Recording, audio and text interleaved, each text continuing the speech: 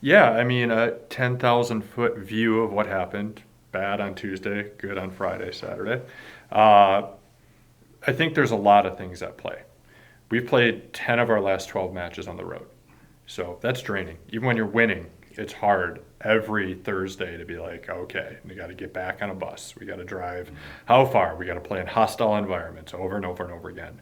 And the Friday, Saturday before the Tech match, we went to Grand Rapids, beat Davenport in five, got a reverse sweep, went to Grand Valley, won the first two, lost the next two, had to pull out a five-setter. Come in Sunday, you get to recover a little bit. Monday, a light practice, and now you're going to another hostile environment, Michigan Tech. We kind of embarrassed might not be the right word, but we kicked them around at our place. So they had that chip on their shoulder.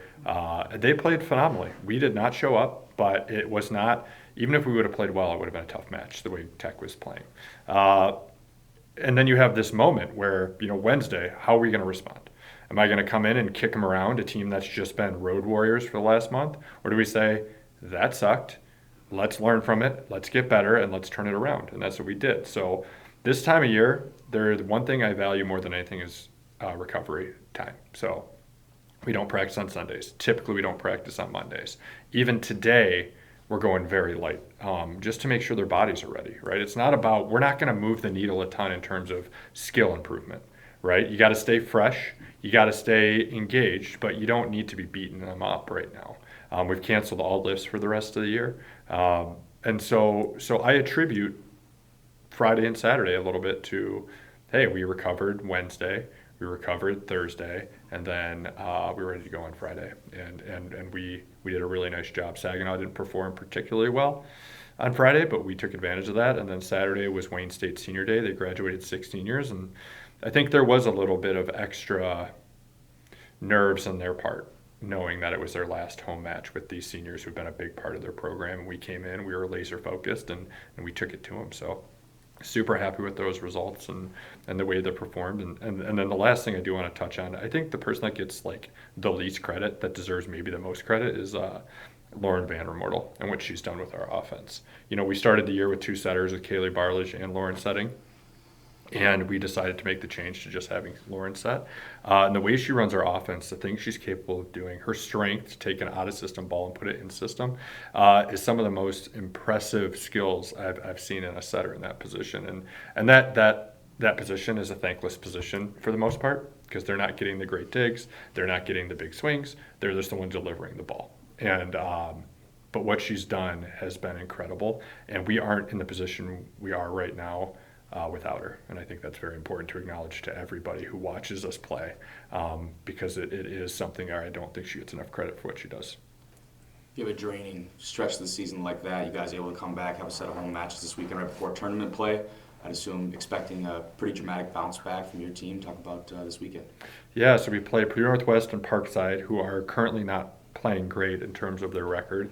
But you got to show up. You got to play the matches. You got to be prepared. They're both fighting for tournament opportunities, because they're right both out on the outside looking in. So they're going to come in hungry. You would hope, or you would think.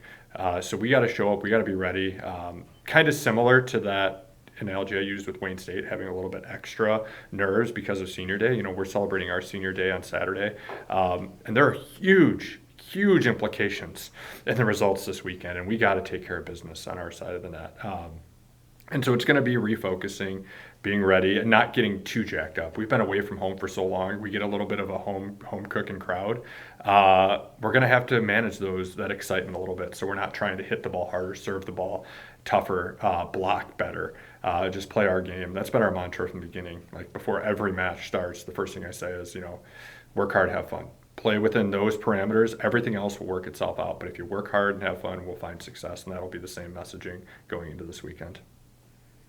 Well, like you said, Coach, this Saturday is the Cats Senior Day. Lizzie Stark listed as the only senior on the Cats roster this season. Can you speak a bit on what she's meant to this group of girls and to your program in a broader sense? Well, I'm going to stop you there because we are going to be honoring 3 people.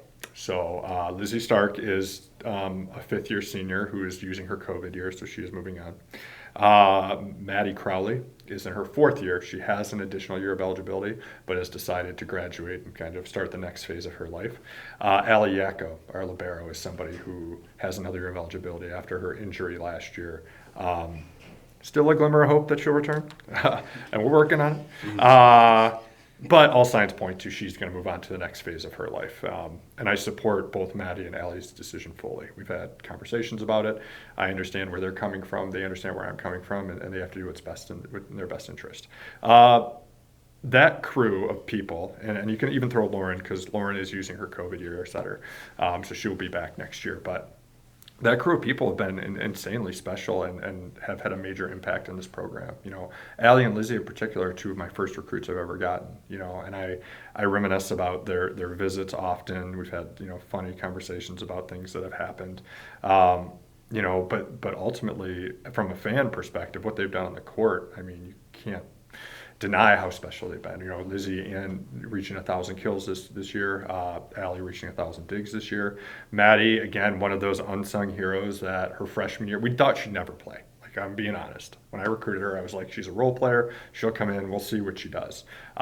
She's played every year, and in meaningful roles every year. And her personality has continued to grow. Her confidence has continued to grow. She's integral to our success from the defensive standpoint, both serve, receiving, and defense. And her serve is really impressive. All 3 of them I can't speak enough about, and I could be here all day. But there are people that, they get done with their career and they move on. And you catch up with them every once in a while.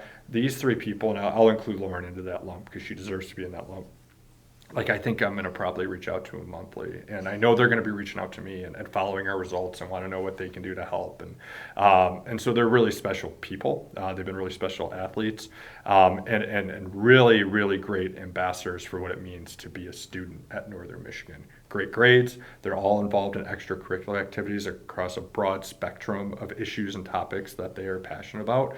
And they're going to do great things because of their work ethic, the way they grind through things. They're going to find success in whatever field they end up in. And I'm happy just to have been a part of kind of that growth that they've had.